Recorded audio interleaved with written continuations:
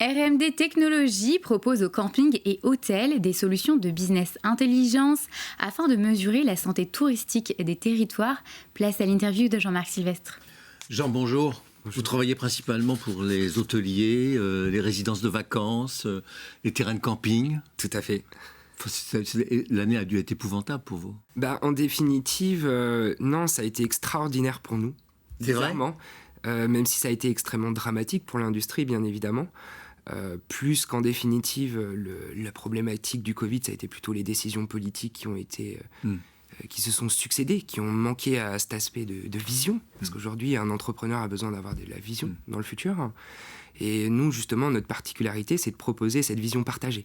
Donc, on partage la donnée des entreprises dans notre solution, ce qui leur aide justement à avoir de la prospective à venir.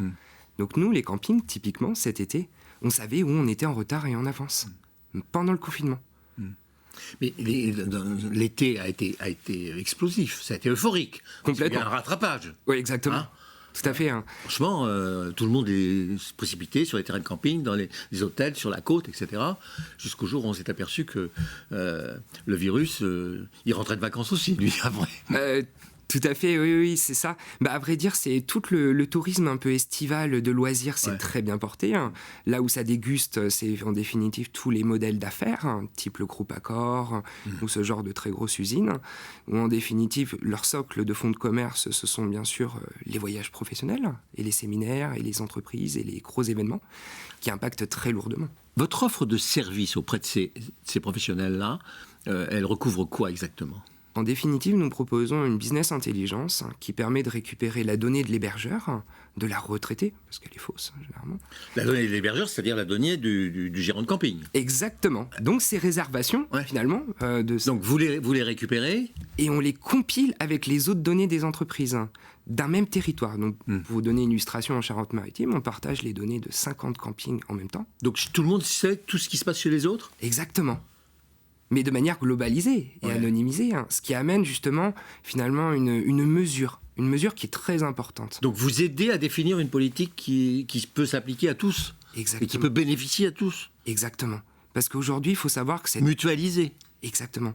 En gros, aujourd'hui, cette intelligence économique est utilisée par des sociétés comme Booking.com et Airbnb, mais pour manipuler des marchés.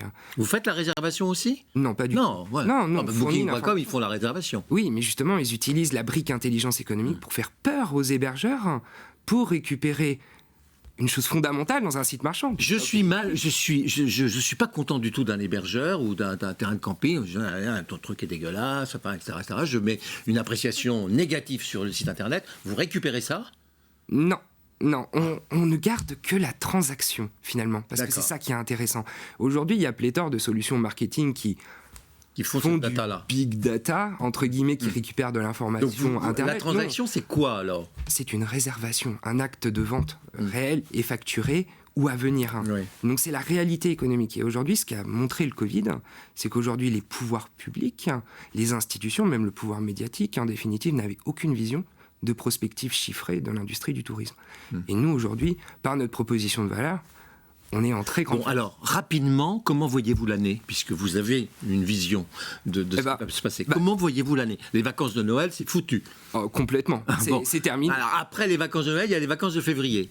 Bien malin sera celui qui sera capable de le dire. Alors, et vous ? Mais vous avez une idée quand même de ce qui peut se passer dans les 6 mois qui viennent. Bien moins tu sais, vos professionnels. Bien évidemment. Aujourd'hui, on voit sur les vacances de Pâques et les ponts, en définitive, des pics de réservation. Mais aujourd'hui, pour le court terme, très très court terme, sur janvier-février, on ne voit absolument rien. Il y a une incertitude de consommation qui est violente.